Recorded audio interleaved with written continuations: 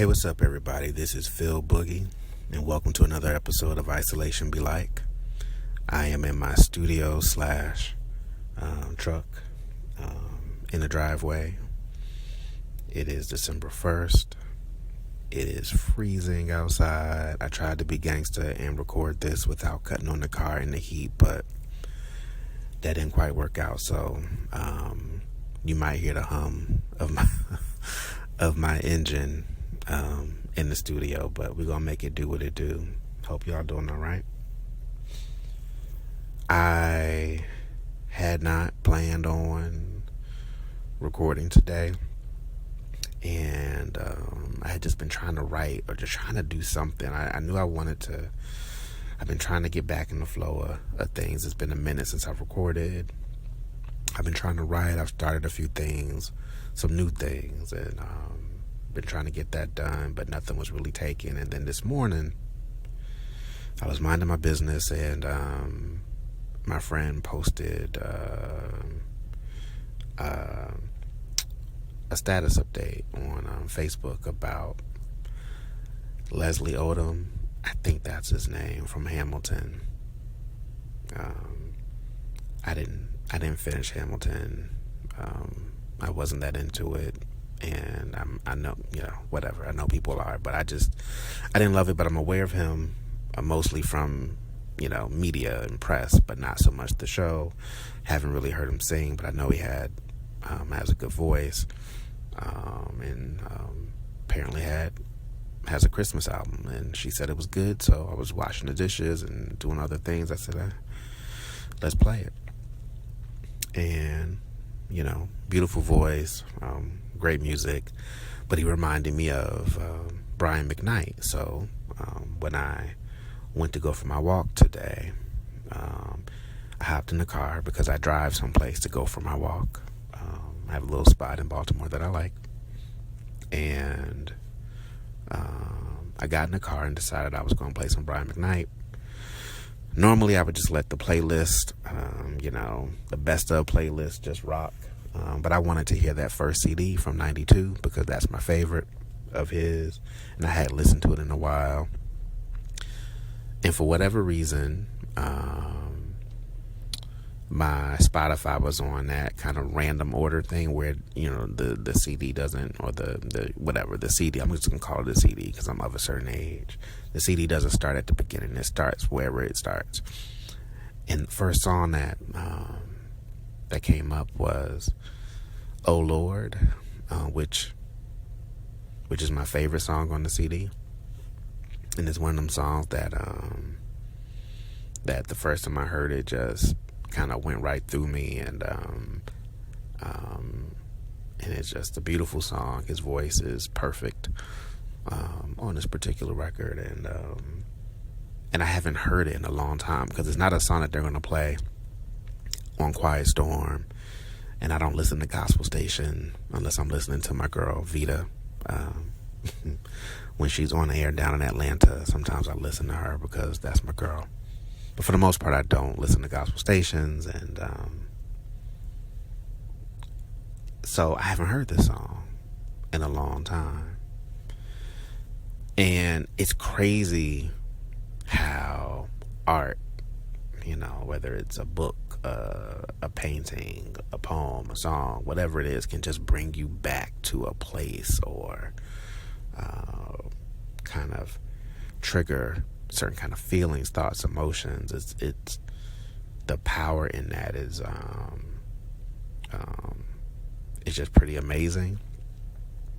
And I'm in my truck minding my business, going to do my walk, get my pressure down, get my steps in. I wasn't really thinking about nothing, just happened to be out the house for a minute.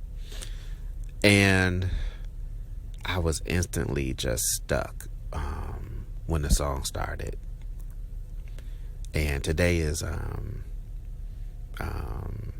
December 1st. And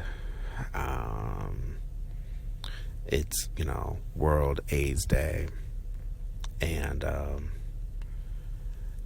I had not consciously thought that I wanted to write anything or say anything about that, but it was on my mind earlier, before I left to go walk. And then this song pops on, and I hear him start singing, and I am taken back to a moment in my life where this song had me in my car crying like like I had to pull off the road I was driving, had to pull over to compose myself because I was going through some things,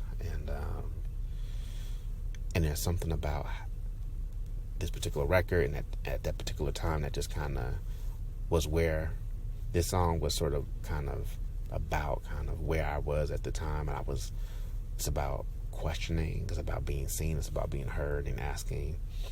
And I'm not a religious person in this way, but asking the Lord to answer these questions, you're trying to figure life out. And this morning I was just chilling. I was, regular tired, just about my business. And I hear him, and I can't sing, but I hear, "Can you hear me? I'm calling your name, oh Lord." And I was just stuck. And I felt my eyes, and my eyes are getting watery now, thinking about this song and this particular moment where I was young and I was working for the National Enquirer. And one night I was leaving work. I threw my book bag on my back. I was the youngest cat in there. And I'm about to go out, more than likely go someplace and hang out, eat, and whatever, do what I'm going to do with my friends. And the assistant bureau chief, Julia, stopped me. Beautiful woman. She seemed older to me then, but she probably was, in her 30s, And she seemed really mature and just, gracious and just really, but down to earth and fun. And she called me in her office because I had to pass by her office before I left to get out of the door. And she said, "What you up to? And, come on in, let's talk." And I was new and I wanted to get to know her. She wanted to get to know me. And I was at that age where I didn't have to be nowhere. Wasn't nobody waiting on me. I was 20, 21, 22. There wasn't nobody waiting for me. So I can kind of come and go as I please. So sure, I can, throw my book bag down and come plop down in her office and just start talking. So that's what I did. And, we would laugh a lot in the office. She was really nice. She had my back.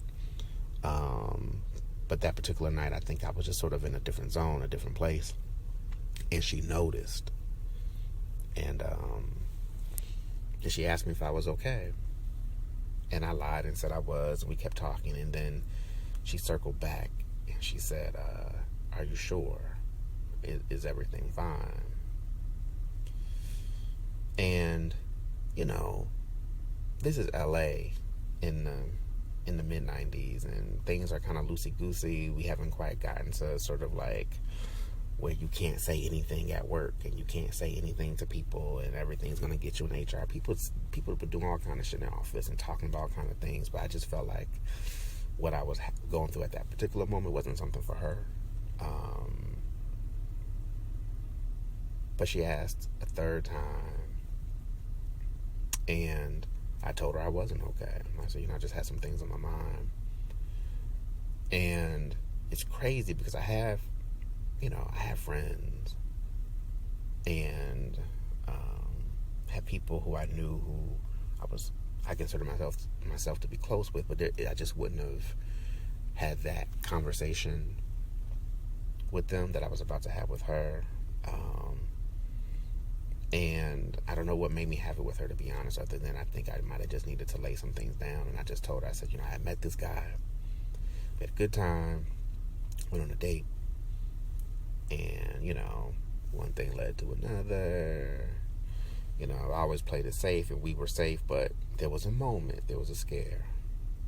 And I told her I was worried because I didn't really know him that well. And, and I had, had a healthy dose of fear, having grown up in the 80s where, sex could kill you, right? So I had this sort of deep, learned, well beyond any kind of shame about being gay, but learned paranoia and fear about attaching gay intimacy with death, with illness, and it was almost a crippling fear. And then I had this moment, and it scared the shit out of me. And I had been so careful, and I was scared to death. So I tell her, and I'm young, and I'm telling this woman, my boss, who runs the West Coast bureau, where I work, and she's just looking at me, right, after I say what I say. And it's not like she's judging or anything like that. She's looking, she's taking it in, she's listening. And she doesn't hug me or anything, but she gives me the number to a place. She writes it down, she hands it to me. She gives me the number, and she tells me to go there. She goes, it's a clinic, they do testing, you get your results back in a couple of days. It's the fastest place in the area, and it's where all the porn stars go, and they get the results. They go every week because they have to keep working. So go there. Don't go anywhere else. Go there. You gotta know. You gotta do what you gotta do. And then she went to hand me this index card that she had written the phone number on, or the name of the place, and I didn't want to take it, because before it was just a fear. It was something where I was just like, oh, I'm just paranoid. But then I told her about what had happened, and it became real. And I knew when I took that card that it was a real thing, and I was going to have to follow through. So I took it,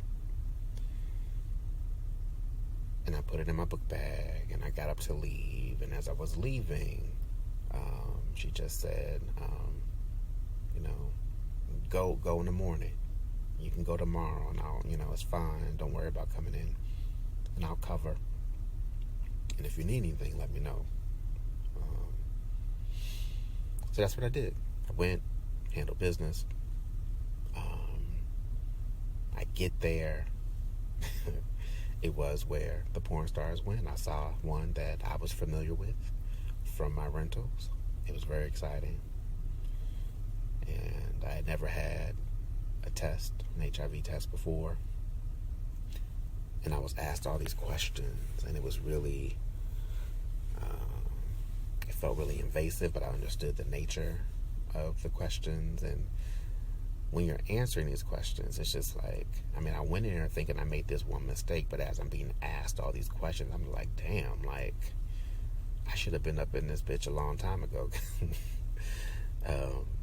getting a test. And, they did what they had to do, took the blood, blah, blah, blah. But I left calculating my odds. You're right. I was just nervous, like, after answering those questions and thinking about what had happened. And I'm calculating the odds, and I'm a bit of a wreck, but I got to go to work, and there's nobody really talk to. The people who are probably closest to me didn't. I wasn't in the closet per se. I wasn't.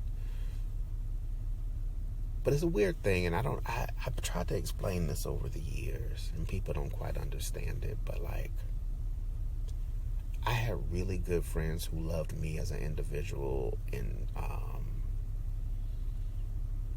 but treated me different, and they didn't know it, and I don't think I knew it, because I had never been taught to expect to be treated the same. But once I realized that I wasn't, it was painfully obvious and hard to ignore. And it wasn't like I was being treated badly. Um, but there are just different ways in which you are treated, different ways in which people check in with you, different ways in which people connect. And so it made talking about certain things difficult. My friends weren't all gay, and mostly they were not. And so I didn't really have a place to kind of unload and to kind of really cry about this without feeling judged and shamed and, misunderstood. So I just held it in. Apparently I'm pretty good at that. And went about my life. Went to work for a day or two, and then I got the call that the results were in a couple days later. And, even though Julia had been really kind and sending me to that place and kind of being an ear, we didn't hug, we didn't do any of that. She was just being a good friend, like a work friend, a little bit more than a work friend, like just like a mentor. I can't explain it, but there was some distance in that, right? She was telling me what to do and telling me almost like a good auntie, let me know if you need anything. But when I got that phone call to come in the next morning, I knew the results were coming, but my heart just dropped, right? Because I didn't know what I was going to do. And the world had done a pretty good job of scaring the shit out of me about everything related to being gay, HIV, and all the things that came with that. And mostly, I didn't know enough and hadn't seen enough to know what it looked like on a day-to-day to have the virus. But what I was really afraid of was just being alone in the middle of something like that. And I went into her office and I told her that the results would, be ready in the morning. And then I don't know what made me, do this. I just kind of stood there, and then she stood up, and I just, I leaned into her, and she just kind of took me in her arms and just kind of held me there, for a while at work, right? And then she asked me if I wanted to go to dinner. I said, yeah, and we went to Fridays. We drove past all these fancy-ass restaurants where we were on Sunset to drive out to Fridays in Marina Del Rey, which was a whole scene. And we ate, I laughed, I had a good time, and I felt okay until the moment, I left and got back in my car, and I was alone again. And Brian McKnight's CD was in the CD player, and being a glutton for punishment, I hit play on my favorite song, and then there's Brian singing these lyrics that just sort of speak to all these questions that I was having in my life about myself and about my place and about whether or not I was going to make it. I can't go on this way. Will I make it another day? I can't sing, but this is my show. I can't go on this way. Will I make it another day?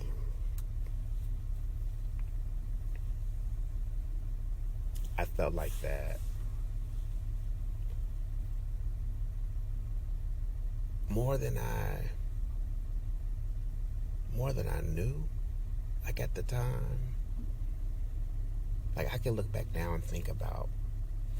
So when I'm listening today, when that song comes on today, and I hear these lyrics, I can't go on this way while I make it another day. I'm remembering who I was then.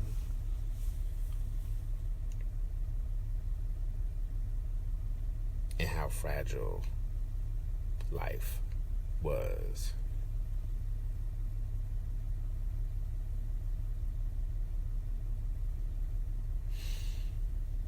So I'm listening to that song, and I am bawling, driving from the Fridays back to LA. I'm on 90, I think it is, and I had to pull off somewhere, wherever I got off, and sit.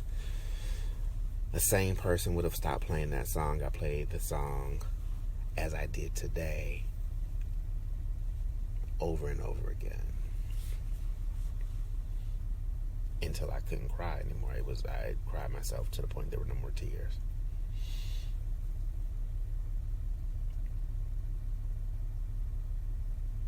What I think about now, when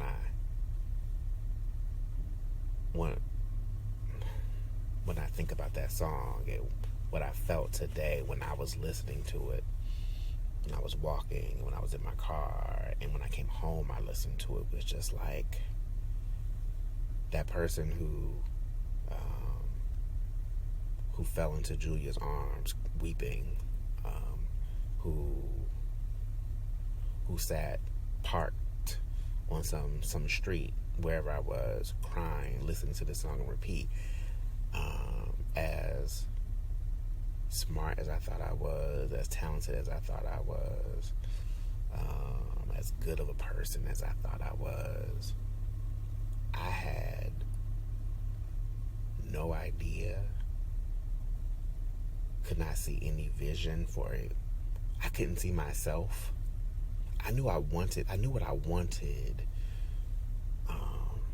but I did not see myself in the future. There was no model for it. I didn't know who would support me towards that future. Just fragile.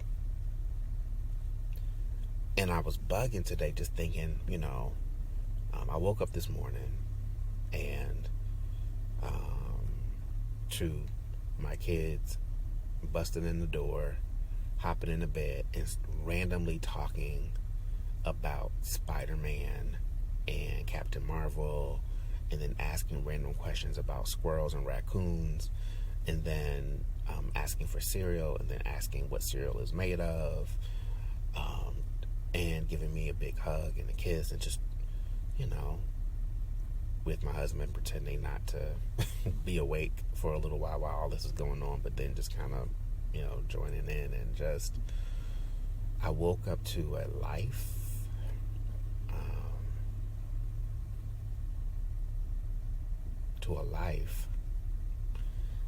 I made cereal, I did a little work, put water under the Christmas trees, homeschool Montessori via the internet. It's crazy. What else did I do? I made beans, right, in my house. Got in my truck that I love and drove to go walk because I felt like it.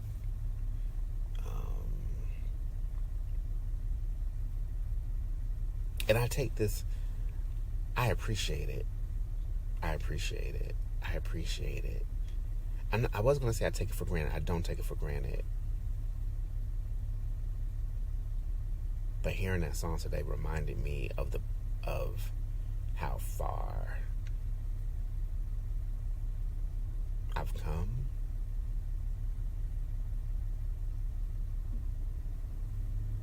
And it is highlighting, I often wonder, where is the trauma, right? Like, people talk about, we're all carrying this trauma, blah, blah, blah.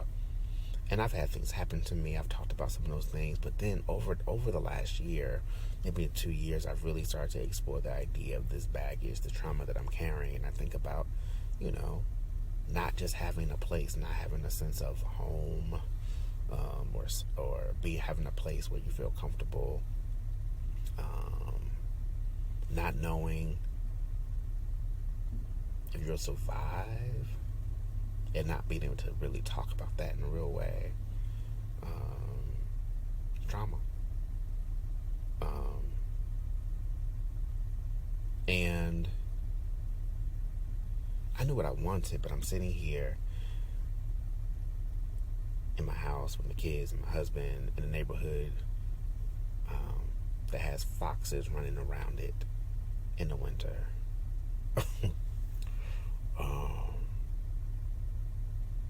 It's almost like I can't believe it.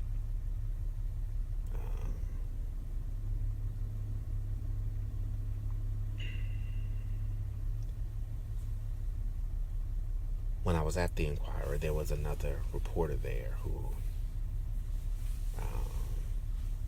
was positive, and he was the first person that I knew well, that I knew had was HIV positive. And when I met him, it was friendly. But I looked really young, and I was young, and he was a little bitchy. But like that kind of like, I'm going to give you a hard time, but it's with love. And I didn't know. I didn't know him, so of course I wouldn't know his status. I didn't know for a little while. And someone mentioned it to me because they thought I knew. He was out sick, and they mentioned it, and I had no idea. And I was blown away by him. Everything. I didn't know anyone. I had not known anyone, and he was just a fun, smart, brave, say anything, do what he wanted kind of guy. And we worked together, and he worked his ass off, and he was the shit. And he was tough, sometimes a little mean, and he was just a person. And I remember wishing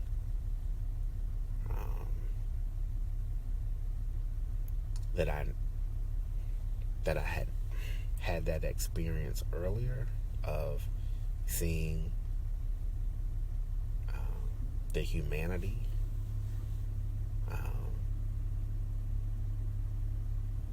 instead of having grown up from a distant sort of news media.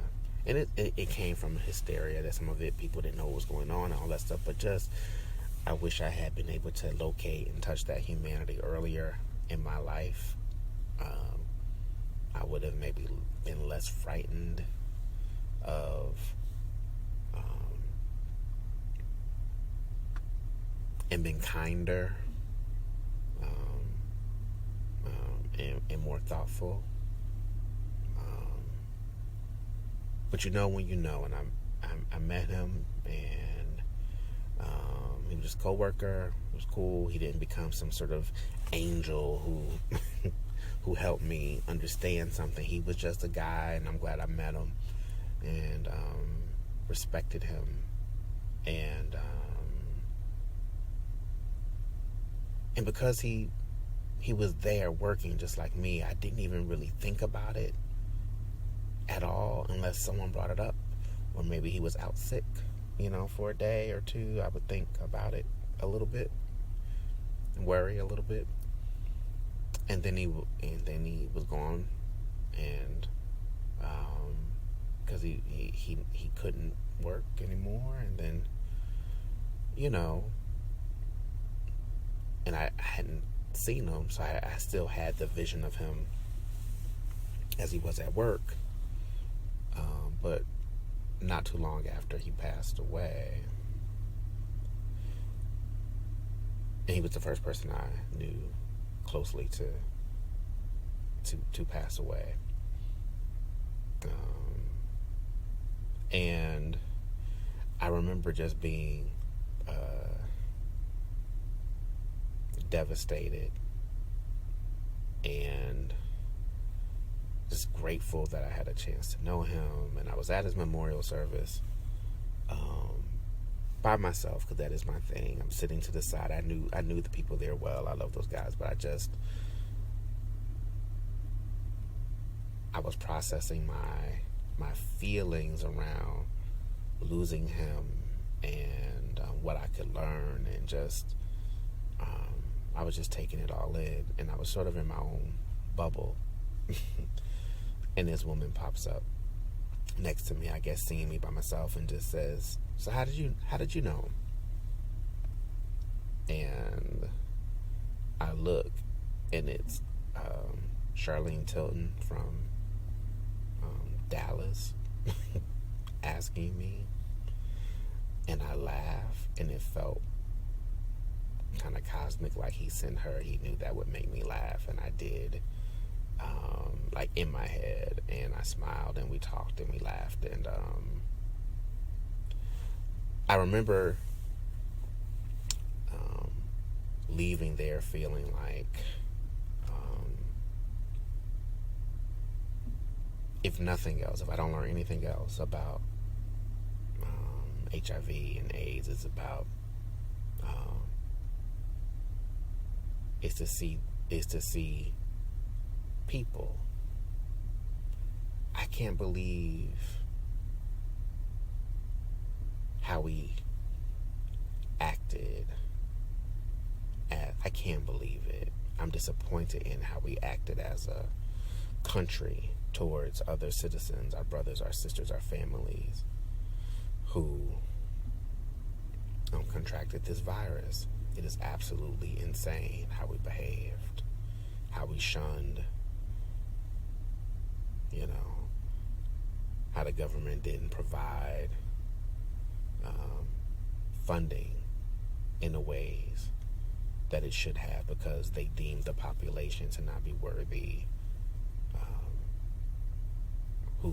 the population who seemed to be most prone to be worthy of a response of that nature.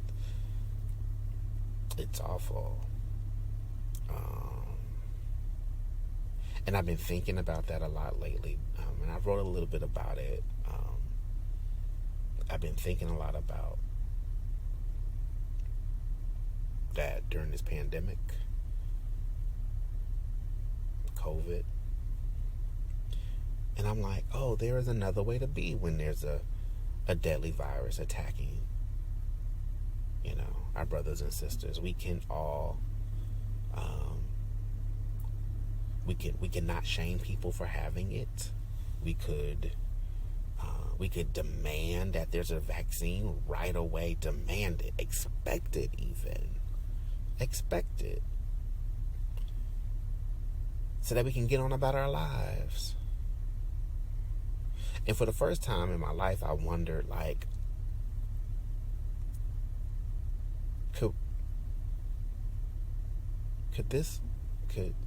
could they have done something about HIV? Like, I know that the funding wasn't there. I know, but like literally just like watching vaccines pop up, and I know technology is different now, but just this has made me feel like, and I might sound ignorant to people who are like, of course, right? But just like that people got sick and then wanted a vaccine, and now there is the possibility of that happening within a year. This thing is just like, what's different? And maybe I need to do some more reading, but to put it in context, people with HIV were left to suffer, and we didn't talk about it for real, right?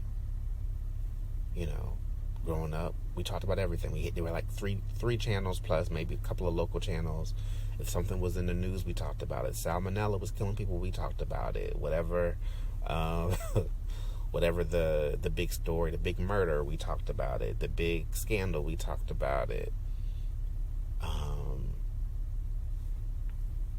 We didn't talk about AIDS. We didn't talk about HIV in my house. I grew up looking at New York news where things were happening. We didn't talk about that. I never heard anyone say, this is, and I'm not saying my family didn't care. I'm talking about literally talk about it. No one ever, after we watched the news, said, I wish we could do something. This is wrong. This is wrong.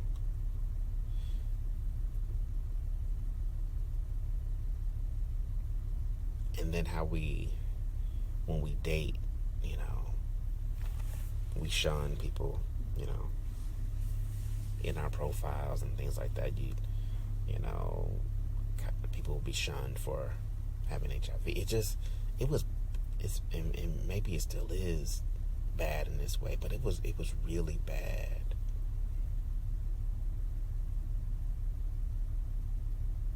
And it's crazy. It's crazy. Imagine we're in this virus right now, and one could argue, someone might say, well, you potentially got HIV by behaviors that you brought on yourself. Well, we're looking at our brothers and sisters in this country and all over the world decide to still go out and party and do things and whatever the hell they want to do. I mean, in theory, you can say that they're bringing it on themselves too, if that's your logic. And we're still not shunning them. We're praying for them. We're supporting them. Even in that, we're loving them. We're expecting the best for them. We're appalled that more isn't being done and more wasn't done faster. Where was that? Where was it?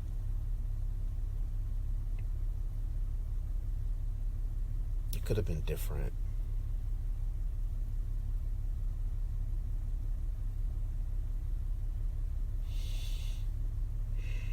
I lived in fear. Pretty much all intimate touch from men just scared the shit out of me because I just didn't know. I was afraid. And understandably so to some degree, but it was beyond sort of the protection piece. It was just like, it's almost like we were scared of each other.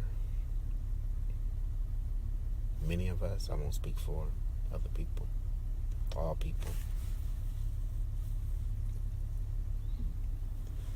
So I'm listening to that song today and I'm just like, I was grateful for having some of the questions answered, even though I wasn't consciously thinking about it. But in the song is asking, will I make it another day? Yes.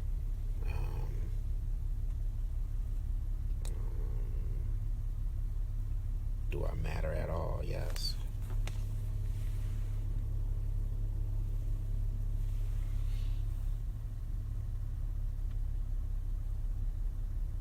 It's like I've led so many different lives in my lifetime where like that piece of me just feels like it's in a box, but it was very real. That piece of me that was just stuck and frightened, and thought that I was going to just sort of die alone and never get to be closer to my whole self. I'm still working on that, but I'm pretty close. I just sang. I can't sing for shit. I just opened my mouth and sang because I felt like it. I'm getting closer.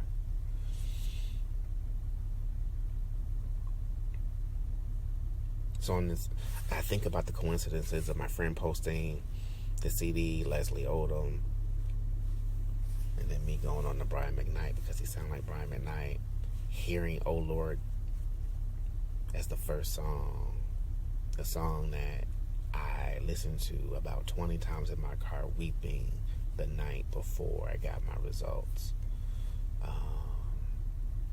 for my my test, a song that I listened to many times in that time period, just trying to make sense of where I was, who I was.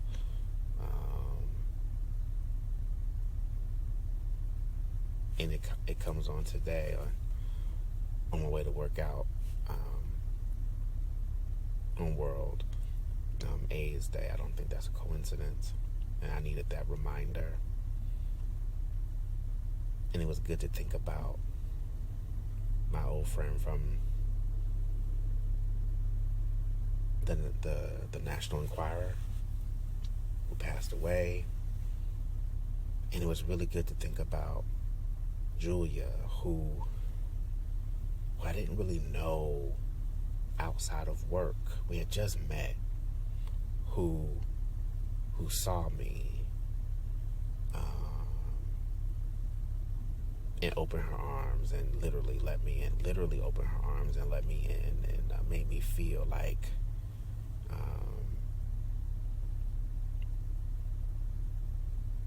I had a safe space. And what's crazy is there was somebody at the Enquirer who was I was very close to, still am, love her to death. I haven't seen her in a long time, Pat.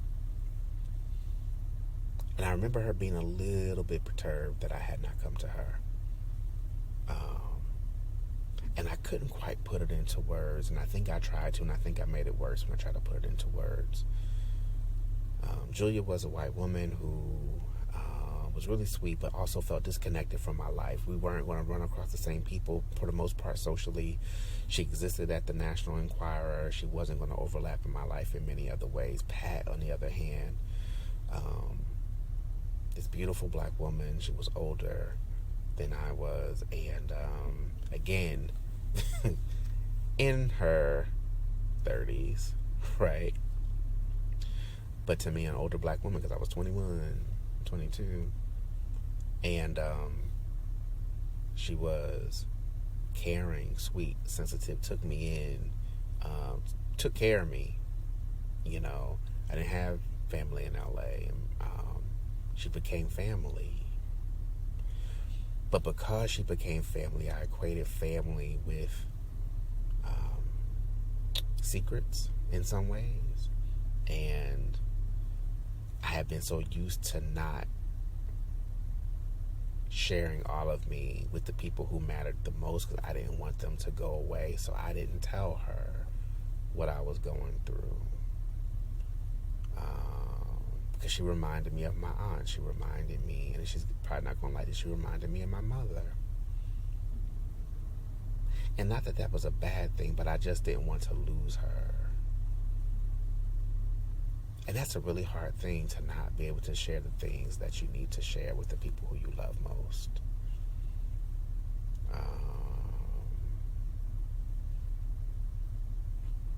So I didn't tell her. I told her afterwards, after I knew that the test was negative, and I told her what had gone on, and she was happy for me, and she asked me why I didn't tell her, and I couldn't really explain now, and this is the first time I've been able to put it into words. I just didn't want to lose her in any way. I didn't know then that I wasn't going to, not because of that.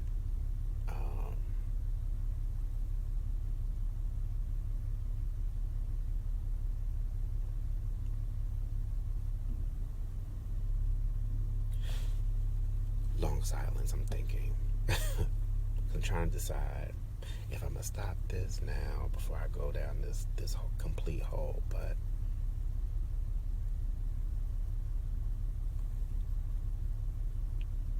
people need places to go.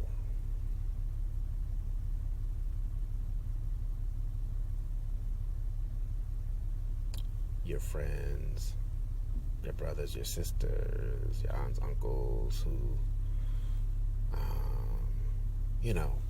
I say this is what I've been kind of working through lately, is that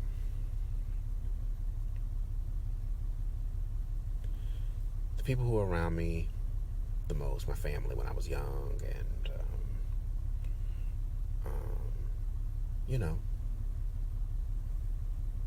they can't possibly know everything that's on your mind, and you don't know what's on their mind. So, what you really do is you want things. You want things to be what you need them to be, and you grow and you understand that all things can't be that way, and you accept that, right? You learn that. But there's something about,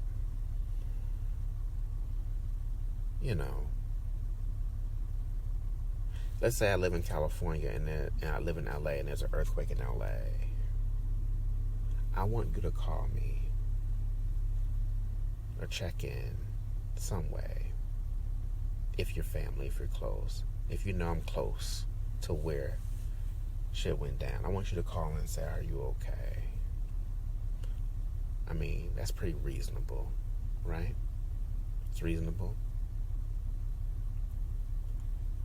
I think I wanted that in my life around sort of the things related to me being sort of a black gay man trying to figure out life. We know they all knew how hard it was to be, had to know, to possibly be black and gay. And I mean, I understood all the complexities if they were not, but just they understood that it had to be a pretty difficult place. But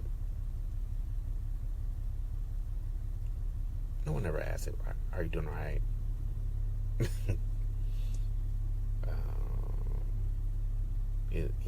Are you okay?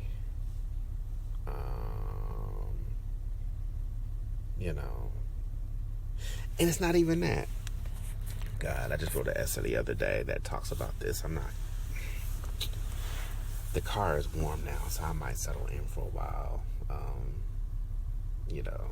I'm not going to keep you. You can pause it and come back later if you can't listen to this whole thing. But I remembered the other day. I'm writing a piece around Thanksgiving that will likely come out sometime around Christmas, and maybe I'll make it a holidays piece. But the idea is, where is home, and how home becomes a really shaky place for gay people. And I'm using gay as the umbrella term, sorry. But I was with somebody in a relationship so for Thanksgiving I would have dinner with my friends. There was a period of time where I would have dinner with a group of friends, the same group of friends, and every once in a while there might be a new person to pop in for a year and then they disappear. But there was a core group of friends, Benita, Maisha, Reggie, Henry, and then Chris, my roommates Peter and Tron, and then Pam. But we'd have dinner together, and it was nice. That was my family in Los Angeles, and I remember that. I remember when that stopped happening because people had other things they were doing, were in relationships, got married, so the world changed for us. And I remember being sad when I saw that. So that started to stop because that had become home. Even if for a day, that was home for me. It gave me a sense of space. I just got sad thinking about it and happy at the same time. But I was also with somebody during those years. I was in a relationship for 5 of those years. And I can remember one year I hosted, and my partner was there because we lived together. I'm not going to go into the whole story. I may have told that story, but my partner was there for that because it was our house. But I don't remember him being with us at these Thanksgiving dinners. Those were my friends, right? He's not in my memory. And I look through the pictures, he's not in the pictures. Where's my boyfriend, right? But then I thought his family lived in Los Angeles. And I had to think through it. I'm like, he was probably with his family on Thanksgiving. And I thought about that. And I don't remember thinking about it back in the day. But I thought about it last week when I was writing. I'm in a relationship. I live with this man. And no one's saying, Phil, what do you like? What kind of pie do you like? They knew me. You know, why don't you come over? Where's Phil? Right? So not even within the relationship was there the safe space, because we didn't have the safe spaces always within our families to make the relationship that we had be, I'm going to use this term in its broadest sense, make our relationships feel normal. We're in a normal situation. You might go as a couple to your boyfriends who you've been with forever, who lives with you. You're in the same house, leaving to go somewhere. You might go with them to their mama's house, at least for a little while, to eat. You might.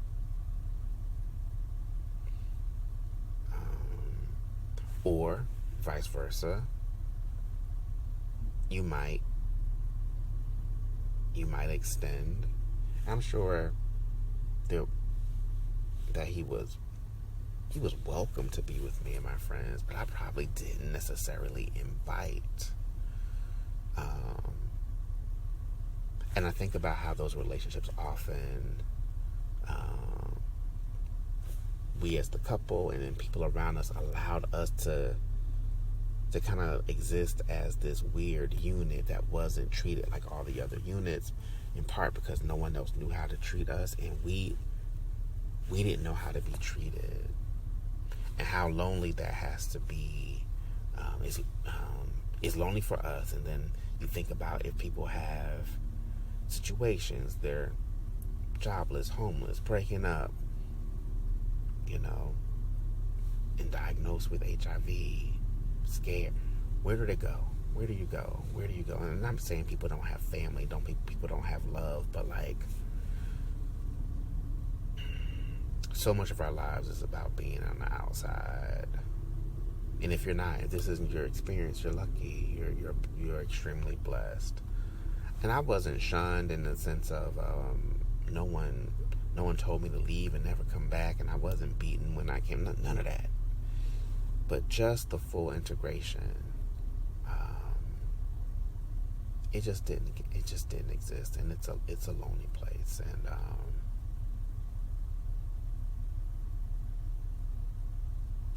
after listening to Brian McKnight all day and thinking about myself, and then thinking about Neil and Julia, I began to think about all of the ways that we could have been, that we could be better to each other.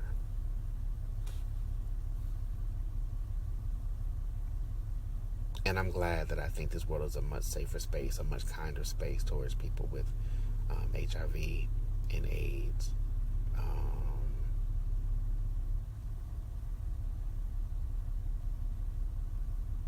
In some ways, I hope you're listening and can understand my thoughts when I think about this pandemic in relationship to that. Just like, where was the response, not just from government or from scientists? Where was our response as human beings towards people? This whole pandemic has been exhausting and scary and a lot of things, but it's also just left me a lot of time in my head, and that part's been good.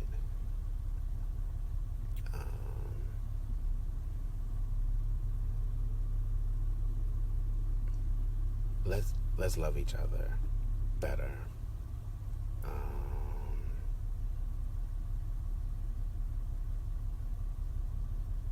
I want to honor those who lived with HIV and AIDS in a time where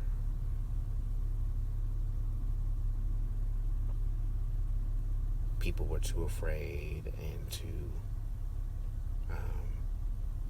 scared to love and let people suffer.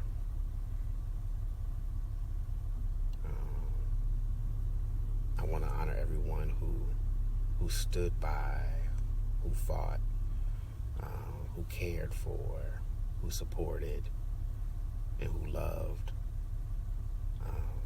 people who needed the support with HIV/AIDS. People who worked, the doctors, the people that cared to everybody.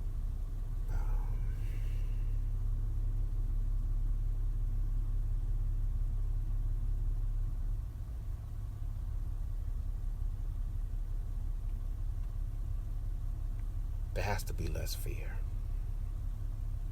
mongering. We have to talk more. And I think that's why I'm doing this podcast, and this is why I write the stories I write. It's not because I want people to just look at me. It's because I wish that I had heard this. I wish somebody else was talking. And how I finally got free wasn't just like I got strong. It was because of other people who talked, other people who wrote stories, other people who said something, who made me feel less alone. So this is the work that I do, because I know what it did for me.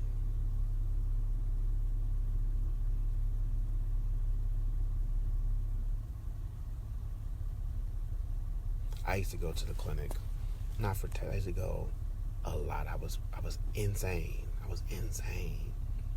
I was so frightened of myself, of everyone else.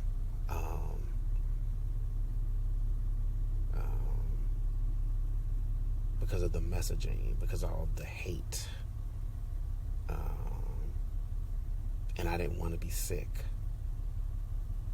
And I really did not want to be left alone to deal with whatever by myself. Because it wasn't just the virus, it was the shunning that happened for a lot of people. And the shaming. And I'm grateful that we have moved past that for the most part. It's still there, but we've gotten better.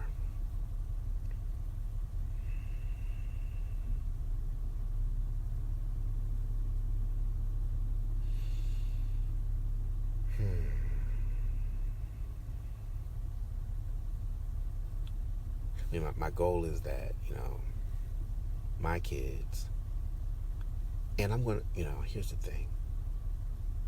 I'm going to do all the things that I do for my children, and they're still going to go to therapy and talk about all the things that I didn't do, and that's fine. But what I have to know is that I am creating a space for them to know that they can always tell me anything. We've started that early. They confess, they break something, they come tell us. They have feelings, they come tell us about those feelings. And we listen. They get to express themselves. Because I think it's important. If I had just had some place to go, and we all have the opportunity to do that somewhere in our lives, to be a place for somebody to come to. I'm that for some of my students who never ever who never leave, right? And they become that for me, right? Like, it becomes mutual.